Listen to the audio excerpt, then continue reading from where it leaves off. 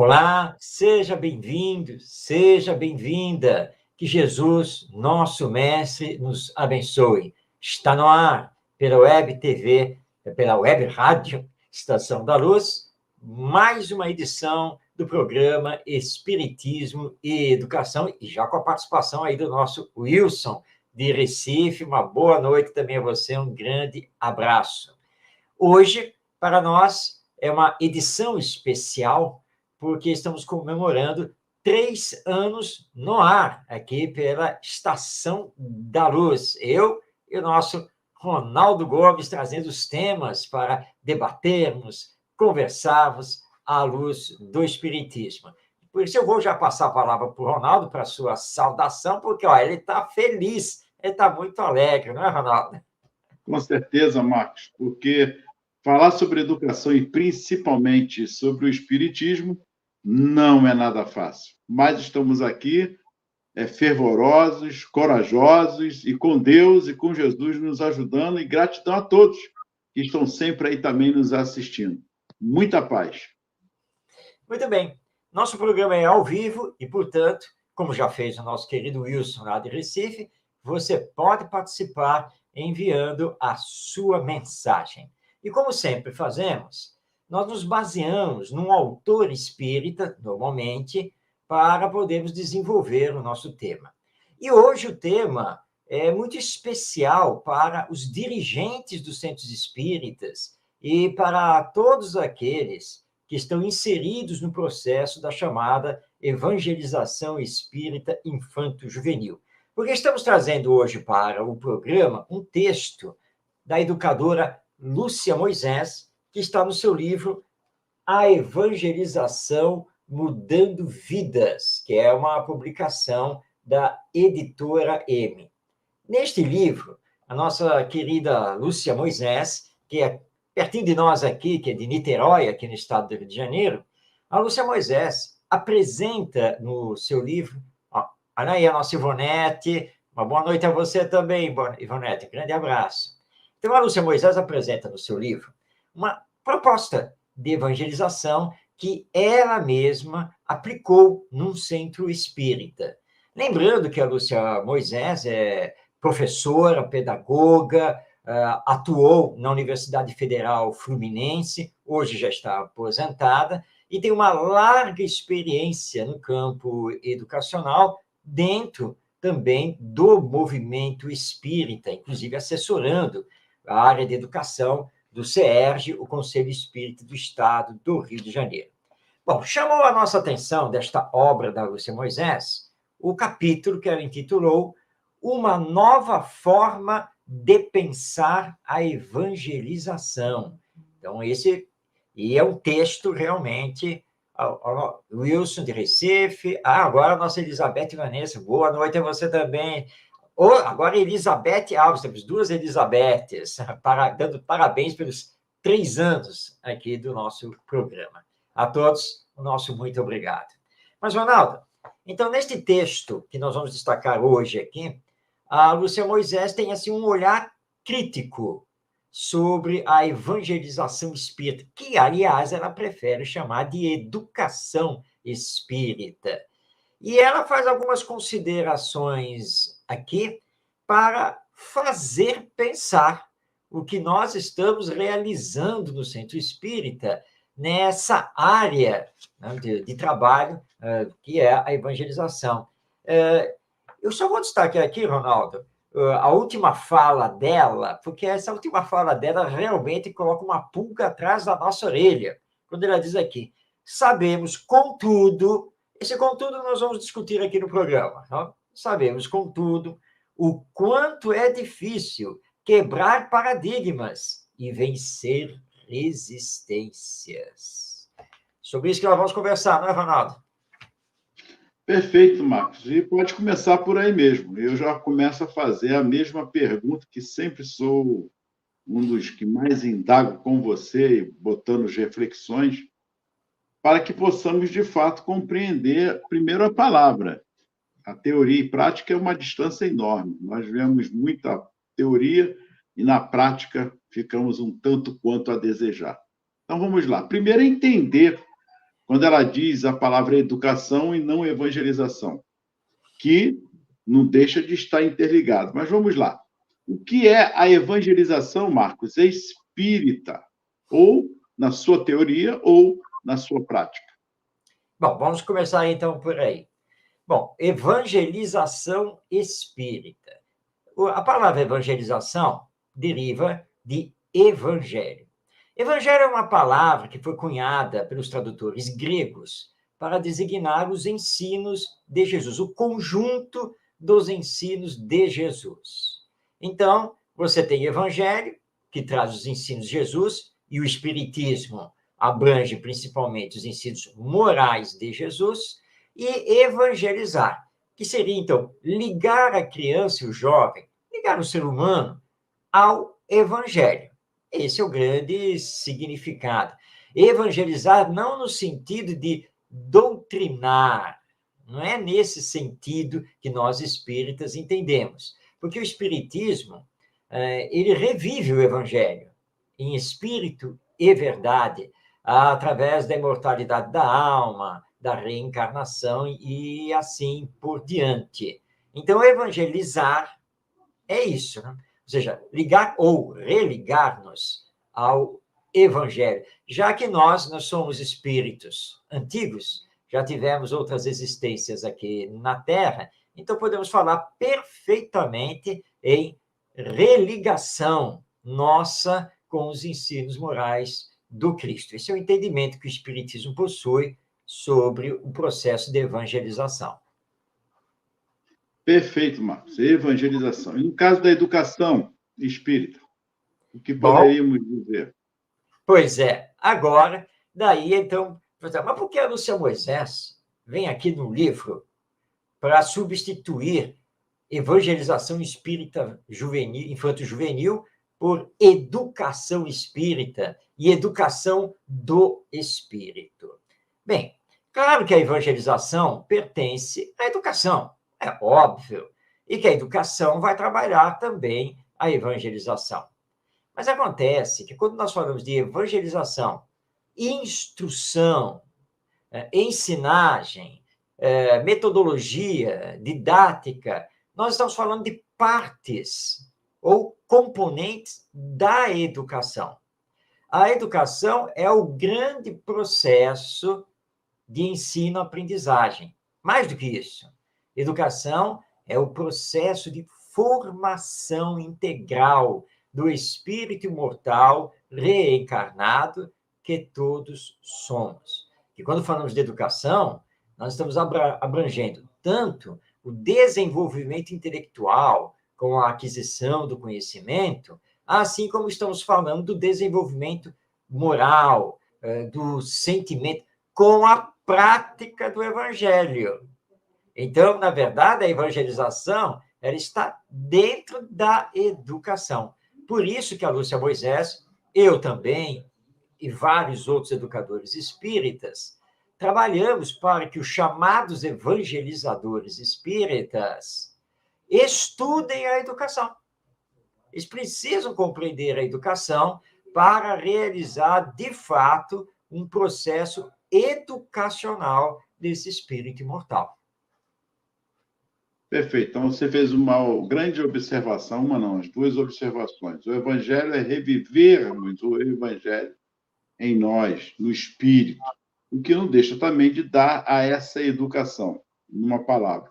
E a educação, no caso aqui que você coloca, é a instrução, o ensinar, o educar, de fato, nesse processo de ensino-aprendizagem que você colocou bem, que é a formação do espírito, formação do caráter, vamos dizer assim, também na formação humanamente falando de toda uma situação. Então, não há como separarmos tanto a evangelização como a educação. Há que juntarmos esses esforços. Marcos, nós viemos longe. Muitos que estão aqui nos assistindo, não vamos aqui dissertar sobre o nosso currículo, mas nós viemos longe. A idade que nós temos de evangelização, então, não é fácil. Evangelizamos muito em comunidades, em orfanatos de pais vivos, enfim. A situação é muito mais abrangente do que nós possamos imaginar. E já no tempo áureo, naquela época, nós esbarrávamos, às vezes, com certos radicalismos, com certas posições. Eu não estou aqui, eu quero deixar claro, né, Marcos? Você já me conhece, mas a todos, que não estamos aqui criticando, realmente não é uma crítica. Mas a forma que, às vezes, nós levamos a evangelização, que é o bom senso, nós temos que ter esse bom senso, e muitas vezes, na prática, no afã de levarmos o Espiritismo aos pais e às crianças, aos jovens, a gente acabava pecando em algumas coisas, porque não pode ser ter esse radicalismo, porque você vai tentar, naquela criança, naquele jovem, tirar o que já tem neles. Nós somos espíritos imortais. Onde está escrito a lei divina? Nas nossas consciências. Então, é tirar deles, mas principalmente, e que era muito esquecido, talvez hoje ainda, com toda certeza que nós também estamos no processo. Nós não podemos nos acharmos como evangelizadores ou como educadores o principal, ou que já sabe tudo. Não, lê do engano. É uma via de mão dupla. E o que ela coloca aqui nessas palavras é que não há um acompanhamento ao longo da jornada de compreender que aquele ser que está ali como espírito, no processo de evangelização, ele já traz bagagens. Ele não é um ser à parte da criação, ele traz já informações, conhecimentos, experiências no seu processo. E que precisamos nós, que também estamos no mesmo processo, como adultos, doravante, frente a um trabalho, estamos evangelizadores. E somos os primeiros a nos evangelizar. É esse que é o processo principal. Aí entra a educação do processo ensino-aprendizagem conosco mesmo. Então, Marcos, muitas vezes pecamos em não dar um segmento à luz da doutrina espírita, como Kardec coloca. O espiritismo não veio fazer proselitismo. E eu fecho aí para que você possa agora dissertar sobre essa visão do que nós colocamos. Quando estudamos o Espiritismo, nós compreendemos que, para discutir a educação, a primeira coisa que precisamos fazer é discutir quem é a criança, ou, numa visão mais ampla, quem somos, quem é o ser humano. Isso aí é fundamental, porque não adianta ficarmos aqui falando de educação se a nossa visão sobre nós mesmos e sobre a criança não abranger a realidade da alma imortal e sua reencarnação, seu destino, que é chegar à perfeição. Então, um dos pontos básicos para os evangelizadores espíritas estudarem é justamente isso. Quem é a criança? E aí, qual é a resposta que o Espiritismo dá? A criança é um espírito imortal, reencarnado, que está dando continuidade ao seu progresso rumo à perfeição. Bem, se é um espírito imortal, quer dizer que a morte não existe. Isso é o pensamento lógico, porque o espiritismo é uma doutrina lógica. Bom, se o espírito é imortal, significa que a morte não existe. E, de fato, ela não existe. Nós apenas retornamos ao mundo espiritual, onde mantemos a nossa individualidade, onde mantemos a personalidade até um certo ponto, e onde nos preparamos para a próxima encarnação, a próxima existência corpórea. E aí você vem com a reencarnação, onde, então, você, como você bem abordou, Ronaldo, aí o espírito vai trazer consigo os aprendizados que já teve, os conhecimentos que já adquiriu, as experiências pelas quais ele passou, apenas que, como ele está assumindo um novo corpo, numa nova personalidade e num novo contexto sociocultural, histórico, ele não terá a recordação plena desse seu passado, mas trará esse passado consigo através das ideias inatas e das tendências de caráter, porque isso é ele. Então, tudo que ele fez nas outras existências e o que aprendeu também nesse intervalo no mundo espiritual. Ora, essa visão sobre o ser humano, e em especial a criança, é revolucionária, é transformadora. Quer dizer, quando eu estou lá no centro espírita, trabalhando na evangelização, e olho para aquelas crianças, ou aqueles adolescentes, ou aqueles jovens, eu tenho que ter a consciência que são espíritos, que já trazem uma bagagem. A bagagem nem sempre é positiva, porque muitos ainda trazem as chamadas más tendências de caráter. Aí entra a educação. Agora que eu já sei quem é que está comigo, agora eu posso discutir a educação, o que ela é, o que ela deve fazer, quais são as suas consequências quando é aplicada. Mas você, Ronaldo, tocou num ponto essencial. Mas não basta saber tudo isso se eu não aplicar em mim mesmo. Porque, vamos repetir, não é só a criança que é o espírito imortal reencarnado. Eu também sou. Ah, mas meus pais, etc., etc., os professores, nunca me trabalharam isso. Bom, mas você agora descobriu o espiritismo. Você agora estuda o espiritismo e você se voluntariou para o serviço da evangelização. Então, você primeiro precisa se educar. Você primeiro precisa se ligar ao evangelho. E precisa se conscientizar que você é o espírito imortal e que todo educador tem que tomar cuidado com os seus exemplos. E também com o que fala. Ronaldo, eu assisti, tá? Então eu sou testemunha. Eu assisti uma cena na evangelização, porque eu estava acompanhando, né? Era a entrada lá da criançada, eu estava ali acompanhando algumas evangelizadoras, né? E aí uma delas, que aliás nem percebeu, né? Acho que ela foi tão espontânea que ela não percebeu as consequências do que ela estava falando. Ela deu aquela olhada assim, vendo as crianças entrarem, ai, meu Deus, fulano veio, é hoje que eu não consigo dar aula, é uma peste. Ai, não sei por que não ficou em casa. E ela saiu para a sala, né? E eu só olhei, né? E vi que as outras que estavam perto, ninguém comentou nada, nem se mexeu para nada. Essa evangelizadora demonstrou que precisa fazer o processo consigo mesma. Não tem criança pestinha. Isso não existe. Claro, ele pode ser um espírito difícil, rebelde, desafiador, né? Mas ele tem que estar no centro espírita, não tem que ficar em casa ou na rua, não. Porque o centro espírita, neste caso, é o educandário que vai ligá-lo ao evangelho, a essa nova perspectiva de vida dele ser um ser imortal. É lá onde ele vai aprender o perdão das ofensas, a compreensão que os direitos são iguais. É lá que ele vai aprender o amai-vos uns aos outros. Óbvio que, como nós somos espíritos ainda imperfeitos, e, aliás, bastante inferiores ainda, moralmente falando, é claro que isso não vai ser feito assim, né? Com toda a tranquilidade, sem nenhum tipo de desafio. Claro que não. Nós não somos esses espíritos encarnados aqui na Terra. Bom, o que vai acontecer lá na sala?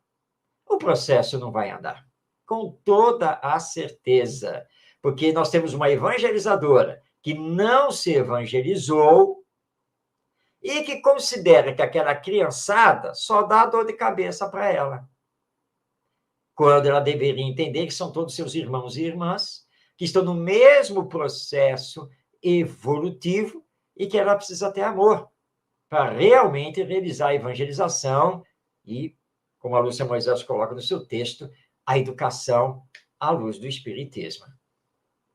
Bem colocado, Marcos. Então, eu defini aqui em 3 palavras, não que seja uma definição exata, mas assim, é um burilamento, é um filtrar, como a vela que tem no filtro, né? Ela vai fazer o quê?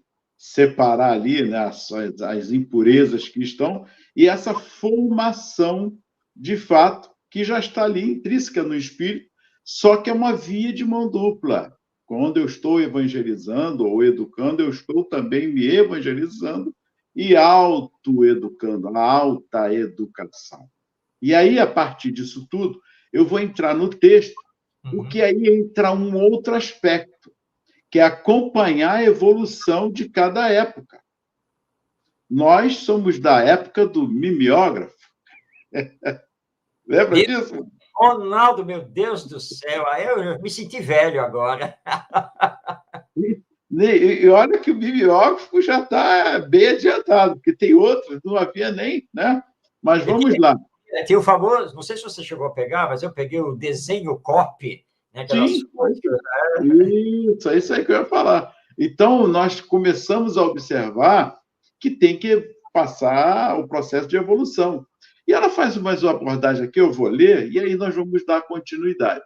Neste alvorecer de uma nova era, as novas gerações que retornam ao cenário terrestre rapidamente, familiarizados com as novas tecnologias de informação e comunicação, estão nos forçando a encontrar métodos de ensino-aprendizagens mais condizentes com tais recursos.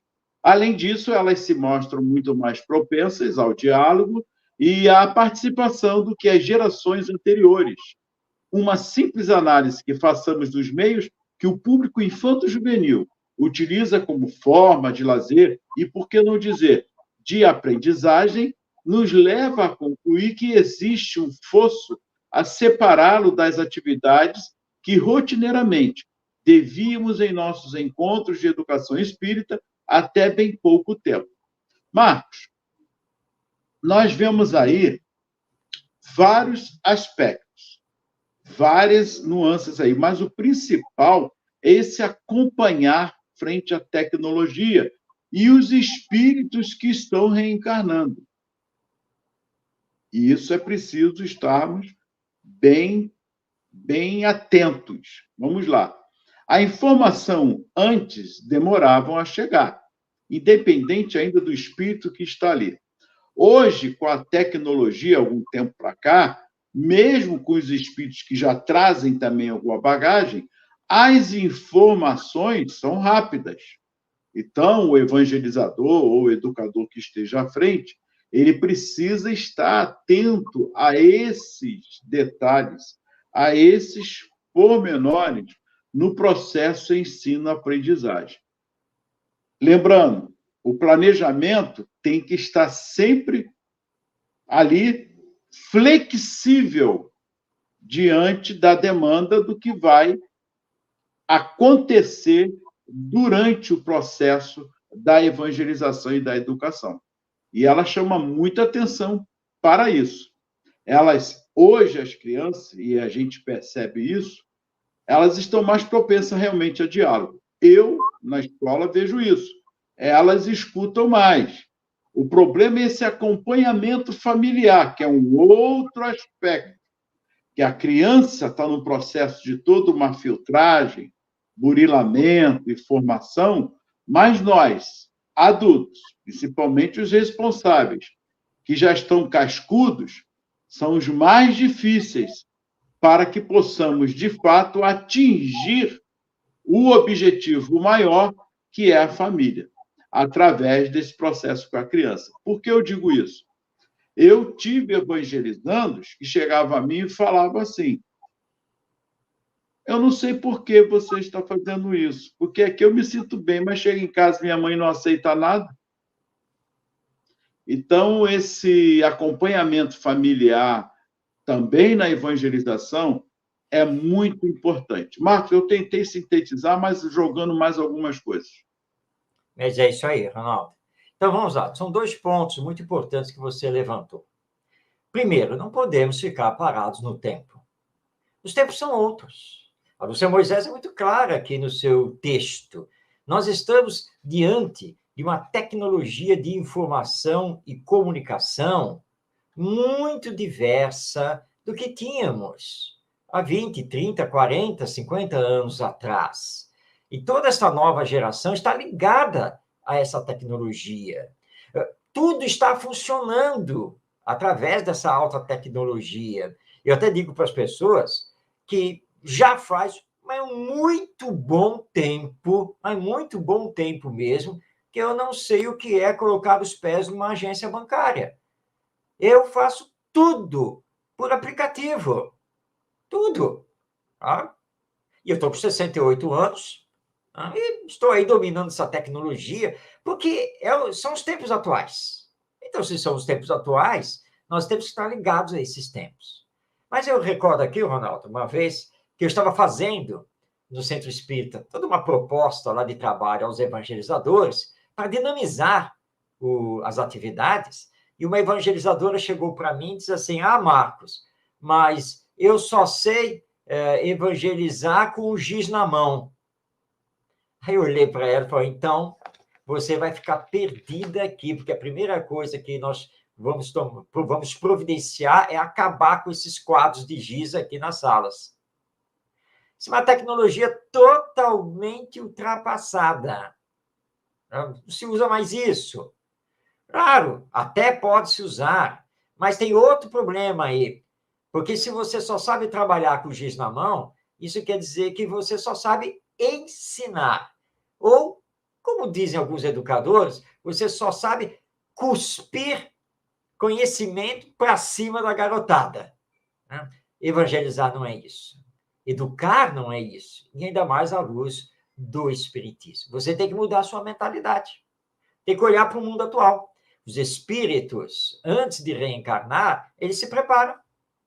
Eles passam por verdadeiros cursos de formação no mundo espiritual, para saber o que eles vão encontrar aqui na Terra. Então, você não pode ficar parado. Só sei trabalhar com quadro negro e giz. Agora piorou, né, Ronaldo? Quadro negro, meu Deus, isso nem mais é fabricado. Faz tempo. Né? Então, gente, é uma geração ligada com outras coisas. E nós temos que saber utilizar essa tecnologia a nosso favor nesse processo de evangelização do Centro Espírita. Por isso, a Lúcia Moisés, aqui no texto que você leu, ela diz que existe um fosso entre essa realidade e os encontros e os cursos de formação para os evangelizadores dentro do movimento espírita. Nós ainda estamos dando uma formação arcaica, superada, na maioria das vezes. E é claro que o evangelizador vai se sentir perdido diante dessas crianças e adolescentes que olham agora o mundo de uma forma completamente diferente, usando essas ferramentas tecnológicas e são verdadeiros livres pensadores, são questionadores, não querem ficar sentados e simplesmente aceitar o que você está passando lá para eles. Então, a postura do evangelizador tem que mudar. Agora, tem o segundo ponto que você levantou, Ronaldo. Família. O apoio da família. A fala do seu evangelizando, né? Que adianta vocês ensinarem essas coisas quando chega lá em casa, a mamãe e papai não querem saber de nada disso e fazem até o contrário. Então, eu tenho falado muito, tenho insistido muito nisso, que hoje nós temos que mudar o foco. Não é mais evangelizar somente a criança e o jovem. O nosso olhar tem que ser sobre a evangelização da família. Nós precisamos trazer para dentro do Centro Espírita os pais, os avós, os tios, os responsáveis, de uma forma geral, com temas ligados a eles, na autoeducação e na educação dos filhos. Um bom tema para discutir à luz do Espiritismo. Por exemplo, eu não vou dar a resposta, só vou lançar aqui o tema. Educar é bater? Onde você vai discutir. Nós temos uma literatura fantástica a esse respeito, não espírita e espírita. Então, isso é um convite aos pais e responsáveis para levarem os seus filhos e ficarem no grupo de pais lá do Centro Espírita. Ou seja, no mesmo dia e horário em que estamos trabalhando com as crianças e os jovens, estaremos trabalhando também com os seus pais e responsáveis, para que não haja esse choque entre o que se ensina, o que se aprende na evangelização do Centro Espírita e o que se ensina, o que se faz, o que se aprende em casa. Nós vamos tentar, então, fazer essa aproximação. Então, isso é muito importante no processo educacional, na visão do Espiritismo. E ela faz uma colocação aqui também, várias, mas essa aqui também é formidável. Basta que imaginemos a cena de um pai ou mãe tentando convencer a criança a abandonar o seu videogame para ir a um desses encontros. para concluirmos que não é tarefa fácil. Costumamos brincar dizendo tratar-se de uma concorrência desleal. Mas é interessante aí porque esse processo de educação em casa já começa desleal, porque você deixa a criança ou o jovem brincando, porque enquanto ele está brincando, não está apurrinhando, né? O tal pestinha não está enchendo a paciência. Então, deixa ele ali, isso é fase, daqui a pouquinho passa. E aí você já está criando hábitos totalmente negativos e que amanhã começa essa reclamação justamente aqui. Ela tem que saber separar as coisas e o tempo certo para essas demandas. O que eu posso fazer agora, o que eu posso fazer depois, ou o que eu não posso fazer agora, o que eu não posso fazer depois. Então, Marcos, os limites que está também no processo de educação é esquecido. Então, se torna difícil quando nós desleixamos, vamos colocar assim, e deixar realmente a coisa acontecer a seu bel prazer. É verdade, Ronaldo. Os pais têm que tomar muito cuidado com isso. Tá, a criança ainda é pequena, ok? Claro que a criança gosta de brincar. Mas se o universo dela fica só no brincar, ela não vai querer estudar. Não vai querer realizar os seus aprendizados, porque isso passa a ser uma chatice, passa a ser enfadonho. Então, nós precisamos saber equilibrar isso, e aí tem que trabalhar os limites. Então, o horário e o tempo para brincar, para ficar no videogame e assim por diante, e os horários e tempos para estudar, para conhecer, para participar das coisas do lar, e assim por diante. E na evangelização, nós temos que usar, então, de estratégias. Uma vez, a garotada já estava chegando e tal, e nós tínhamos o lanche primeiro. Aí também, então, alguns que terminaram o lanche mais rápido, um deles estava lá com o celular na mão, eles estavam 3 ali, e estavam lá, e eu percebi que eles estavam fazendo algum game, né? Algum joguinho. Aí eu me aproximei, me debrucei sobre eles. Que estão jogando? É, tio, é um joguinho maneiro aqui, ele é bem fácil. É mesmo? Como é que é? É assim, assim. Ah, tá. Eu não conheço, mas até que parece que não é tão difícil. Ei, tio, quer jogar? Falou. Vamos lá, eu vou tentar, hein? Aí eles ficaram maravilhados, né? Porque o tio Marcos vai jogar aqui conosco. É claro que eu não consegui fazer o jogo como eles faziam, porque eles já dominavam o jogo. Aí, aqueles 5 minutos que ficamos ali, né, naquela coisa, depois vocês me passa aí que jogo é esse, então que eu preciso treinar, né? Aí, semana que vem, de repente, eu posso realmente fazer um desafio aqui com vocês. Bom, mas, minha gente, tá no horário, né? Então, guardando aí o celular e coisa e tal, vamos lá para as salas, né, para suas turmas. Eles foram numa boa, na maior alegria, tranquilos, porque ao invés do evangelizador reclamar com eles, ao invés do evangelizador chegar, epa, qual é a regra aqui? Não pode usar o celular, desliga logo isso, ou então me entrega, não sei o quê. Não, o evangelizador, que no caso fui eu, entrou na brincadeira, não os conquistou, puxou para si, olhou o relógio, gente, agora tem que parar, né? Não dá mais para continuar, né? Ah, falou, tio, é isso mesmo, não, desliga aí. Tá, pronto. Então, acabou o problema. Né? Então, é tudo uma questão de saber trabalhar, e é o que a Lúcia Moisés está nos chamando a atenção. Nós, os evangelizadores da infância, precisamos começar a mudar a sua postura, a sua visão sobre esses jovens e o jeito de trabalhar com eles, porque é uma nova geração. Não é? Então, tem que saber trabalhar, senão vai continuar a dar problema. Aí ela continua aqui. Para fazer frente a esse desafio, precisamos criar novas formas de atrair esse público e mantê-lo interessado no que temos a oferecer em relação à sua formação espírita e à moral cristã, considerando serem conteúdos de real valor para a vida desses jovens e crianças. Todo o esforço de vencer esse desafio não será em vão. Afinal, se bem assimilados e vivenciados, poderão pavimentar o caminho das suas vidas, guiando-lhes os passos rumo à evolução espiritual.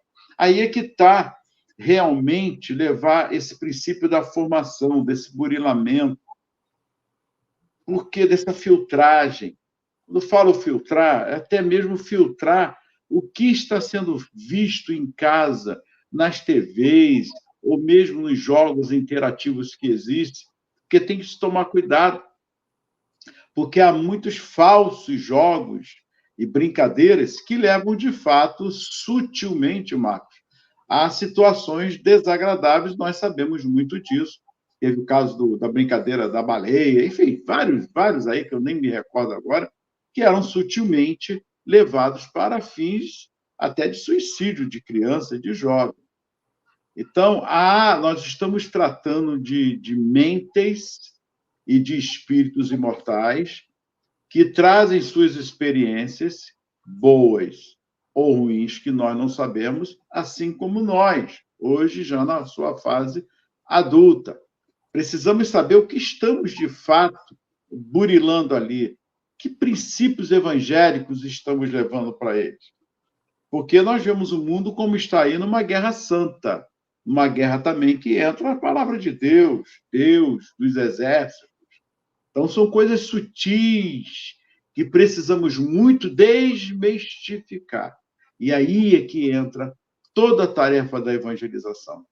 Você disse bem no início, do espírito e verdade, porque foi isso que Jesus veio trazer. Ele veio cumprir a lei divina do amar a Deus sobre todas as coisas e ao próximo como a si mesmo. Mas eu não posso amar ao próximo ou a Deus se não for um ou outro. É uma linha de mão, é uma via de mão dupla. Então, é preciso levar esses pensamentos sempre. O que eu vou fazer, o que eu estou fazendo, o que eu vou aprender, de fato está me engrandecendo a alma, o meu espírito, como ser humano, ou algo que está levando apenas a uma ideologia ou ideologias que visa apenas um grupo e não a uma coletividade, de fato, a humanidade inteira. Então, Marcos, são pontos cruciais, e ela coloca bem aqui. Real valor para a vida desses jovens e crianças, todo o esforço a vencer esse desafio não será em vão, se, de fato, preconizarmos a palavra do Mestre Jesus, os ensinamentos que ele nos deixou exemplificando. É verdade, Ronaldo. A fala da Lúcia Moisés é muito importante, porque o conteúdo espírita, revivendo o Evangelho, é da máxima importância. E que essas gerações estão muito necessitadas, e nós mesmos, porque é esse nosso processo de autotransformação.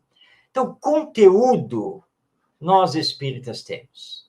E é um conteúdo profundo, real, importante, e que nos leva à moralização e espiritualização, a termos um novo sentido para o viver.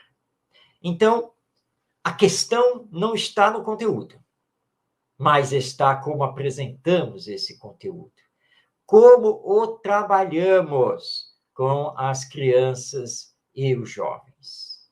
Então, é nesse sentido que a Lúcia Moisés vem chamar a nossa atenção para termos uma nova forma de pensar a evangelização. Não se trata de discutir o conteúdo, mas como transmitimos esse conteúdo, como deixamos que as crianças e os jovens trabalhem esse conteúdo. Não é mais possível no centro espírita nós ficarmos repetindo a velha fórmula do eu ensino, você aprende. Aliás, se você não quiser aprender, não é problema meu. Tá? Não, isso aí não pode nem mais ser repetido nas escolas, muito menos nos centros espíritas. Então, nós precisamos aprender a usar, por exemplo, jogos educativos, que é uma dinâmica diferente. Nós precisamos aprender a utilizar, por exemplo, o estudo e o trabalho em grupo, utilizar situações da vida, né, situações de desafio da vida, né, para que eles possam também entender não apenas a teoria, mas a prática, a vivência do Evangelho e do Espiritismo. Mas, Ronaldo, aí nós temos um problema. Isso significa que vai me tirar da zona de conforto. E, Ronaldo, até vou confessar aqui para você e para o público que está nos assistindo. Ô, Ronaldo, eu tenho as apostilas, os conteúdos já formatados já faz uns 30 anos. Ronaldo, você está querendo dizer que... A Lúcia Moisés está querendo dizer que eu tenho que mudar tudo isso? Ah, faça meu favor, vai me dar muito trabalho. É muito melhor ficar... Eu sempre repetir esse material, qual é o problema? Esse é o problema. O problema não é mudar o conteúdo, é mudar-se. É você mudar. Não é o conteúdo que está errado. Eu que estou errado na forma que ainda continuo conduzindo, sem nenhum acompanhamento, evolução dos ciclos que tem que evoluir, das épocas. É verdade, Ronaldo. Então, eu estou dando esse exemplo, porque ele ainda acontece. Ainda acontece.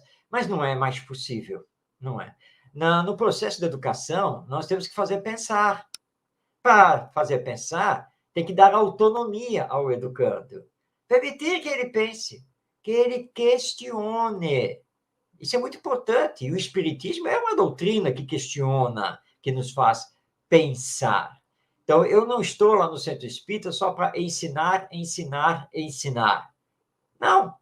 Eu estou ali para andar com eles, caminhar com eles. Porque eles são espíritos imortais, tanto quanto eu. Eles trazem experiências das outras vidas. Aliás, eu também trago. Eles trazem conhecimentos adquiridos nessas outras encarnações. Aliás, eu também trago.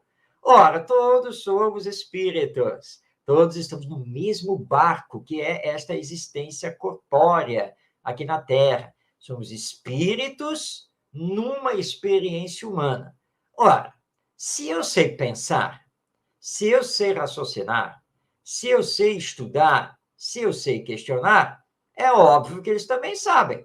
E se não sabem fazer isso direito, eu preciso orientá-los para que eles consigam desenvolver isso, porque o potencial está neles. Ah, Ronaldo, eu acho que eu vou ter que mudar as apostilas. Depois dessa minha fala, realmente entrei em contradição.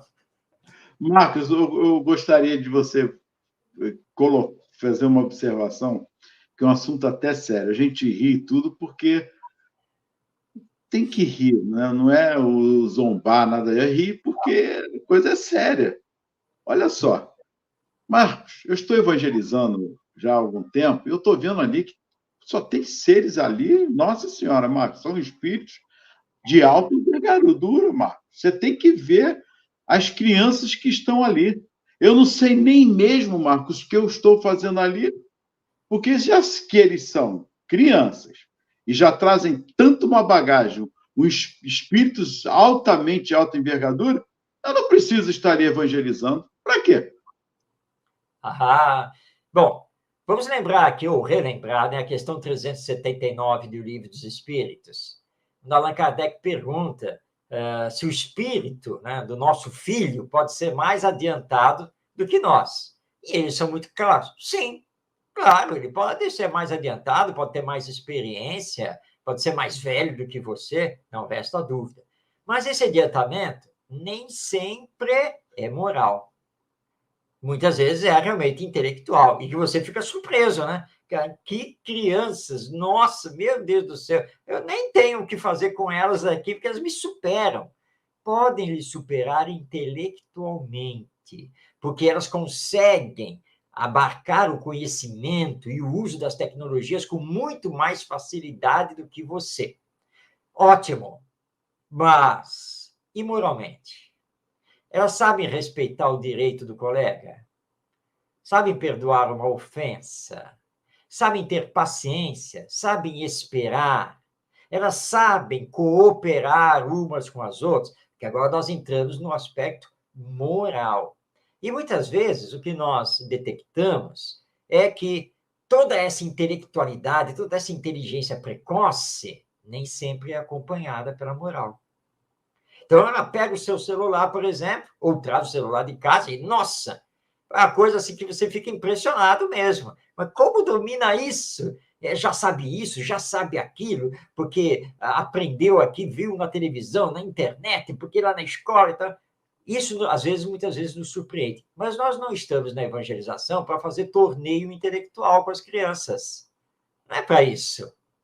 Nós estamos ali para ligá-las ao Evangelho, para ligá-las à sua própria realidade espiritual. Então, eu tenho muito o que fazer, sim, dentro desse processo, crescendo também com elas. E quando tiver que corrigir, mostrar os limites, esse justamente é o papel do educador. Se ela está nascendo na formação ainda, naquele processo, dentro da lei divina, da sua infância, é porque tem uma razão de ser. Vamos colocar Jesus, que foi a mesma situação. Não teve que ter todos os cuidados para com o Mestre Jesus, a sua mãe. Com os 12 anos, ela chama a atenção dele, mas ele fala, mãe, mas eu não tenho sim, mas você ainda tem 12 anos. Você precisa chegar a uma realidade aqui. Você tem que me avisar onde vai, sim. Como é que pode? É assim? Maria chama a atenção, está lá, é tratado isso. Porque ele vai cuidar das coisas do meu pai que está no céu. Sim, mas eu sou sua mãe aqui na terra, então você tem que me obedecer. Tem que dizer aonde vai. Fiquei preocupado, você sai, você me diz, eu e teu pai ficamos aqui atordoados onde você estava, para que possamos compreender, Marcos, porque senão é fácil. Esse espírito aí que está nascendo agora, não precisa fazer nada, não. Ele já nasceu sabendo. A mediunidade dele, Marcos, olha que mediunidade bonita, deixa ele seguir. O Chico Xavier não deu o maior exemplo disso para nós. Se não fosse a mãe dele, em espírito, está ali naquela preparação, burilando ele no amor. São testes que você está passando, calma, que vai. Não é isso? Houve todo um problema. É um espírito com evolução, mas não está quebrando a lei divina quando você reencarna na parte da infância. Você está ali no processo do seu desenvolvimento. Independente do que está ali, ele precisa passar pelo processo de infância para a aprendizagem também de experiência dos pais. Para que eles possam também ter a ternura, o carinho, a atenção durante esse processo. Senão, como é que fica? Quem vai dar de mamar? Não precisa dar. Não, a criança já sabe. Com 2 aninhos, ela vai lá, faz a comidinha dela. Sabe, esse desmistificar essas coisas, porque eu vi muito isso. Não, essa criança aí, olha, está com 6 anos, daqui a 10 anos vai estar mais do que nós. Eu falei, onde? Como está escrito isso? Como é que você sabe que está assim? Não, você não está vendo? Olha lá. Eu falei, e daí? Se está aqui é porque estamos aqui para ensinar e aprender. É um processo de uma via de mão dupla. Você tocou bem, inteligência às vezes demais. E isso a gente percebe. E é o caso de hoje. E moralmente? Possivelmente também esteja, mas precisa do seu reforço. Vai nos ensinar e estaremos também aprendendo com elas. Sempre lembrando, é uma via de mão dupla. E aí é que entra nessa parte agora, onde ela entra dos valores. Os valores conquistados seguirão com eles para sempre. O que já vem e o que está sendo inserido também e desenvolvido, aqui e no além.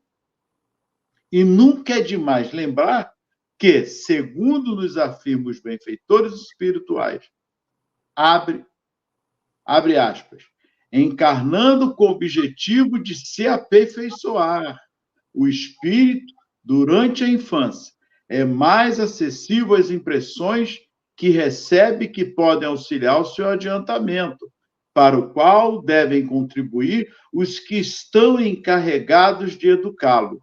Kardec, Livro dos Espíritos 383. E quem é que está à frente desse processo da educação? O evangelizador, o pai, a mãe, os avós, os que estão naquele momento à frente, os professores ou educadores na escola, o porteiro, a direção. Gente, é uma infinidade que estão à frente desse processo que Kardec foi feliz. Kardec, os espíritos estão felizes. Os que estão encarregados de educar.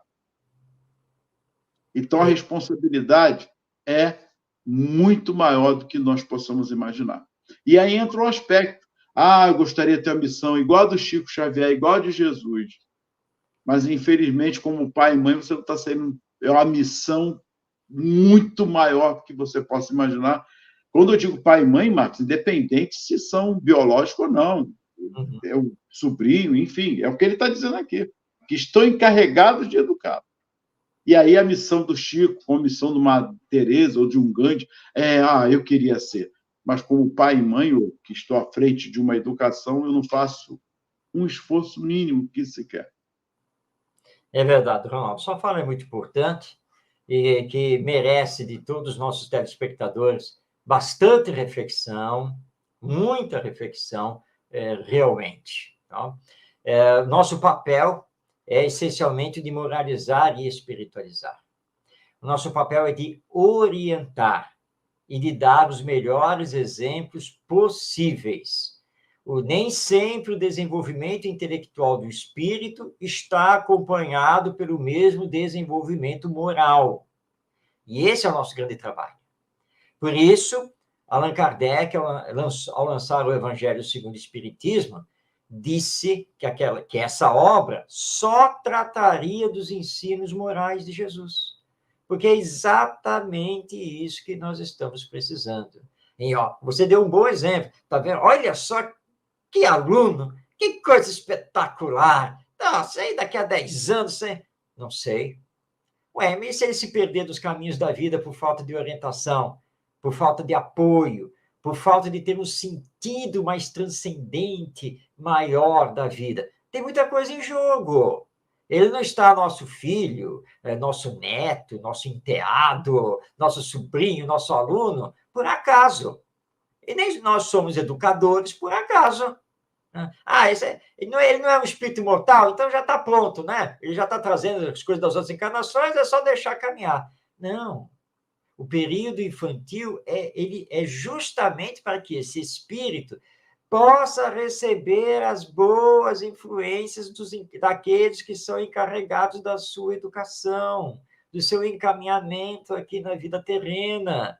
E se ele está trazendo umas tendências, essas más tendências têm que ser cortadas, têm que ser corrigidas. Ele traz o potencial divino, mas que precisa ser despertado, precisa ser desenvolvido.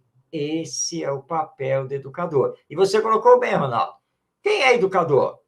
Pai, mãe, avô, avó, tio, tia, evangelizador espírita, professor, porteiro da escola, coordenador pedagógico, todo mundo que tem sob sua responsabilidade uma criança e um jovem é um educador. E quando estudamos o Espiritismo, como isso amplia e se aprofunda. Então, nós temos uma responsabilidade muito grande, da qual vamos prestar contas perante Deus, porque Ele vai nos perguntar quando desencarnarmos: o que você fez com o espírito que eu confiei a você nessa última encarnação? Vamos pensar seriamente sobre isso. Mas o reloginho, aqui está dizendo, Ronaldo, estamos chegando ao final do nosso programa. Então, suas palavras agora para a nossa despedida. Vamos dar continuidade semana que vem. Agradecer a todos pelo carinho, Ivonete, Wilson, Elizabeth, enfim, todos que estiveram conosco, estão aqui conosco. E mais ainda, agradecer a Deus, a Jesus e a espiritualidade amiga por essa oportunidade de 3 anos estarmos aqui. Marcos, nosso amigo Tavares, que abriu essa oportunidade também, dando-nos essa flexibilização de estarmos aqui durante esses 3 anos. E que dure muito mais. Ivonete, gratidão também a vocês pelas vibrações aí, que estão aí só vibrando por nós. Que Jesus nos abençoe e até a semana que vem. Então, chegamos ao final desta edição de Espiritismo e Educação, comemorando 3 anos no ar e já inaugurando o 4º ano do programa. Semana que vem, então, nós vamos dar continuidade a essa conversa em torno do texto da Lúcia Moisés, uma nova forma de pensar a evangelização. E se você quiser ler o texto completo, ele está neste livro aqui, A Evangelização Mudando Vidas, publicação da editora M. Um grande abraço a você, paz na sua vida e até semana que vem.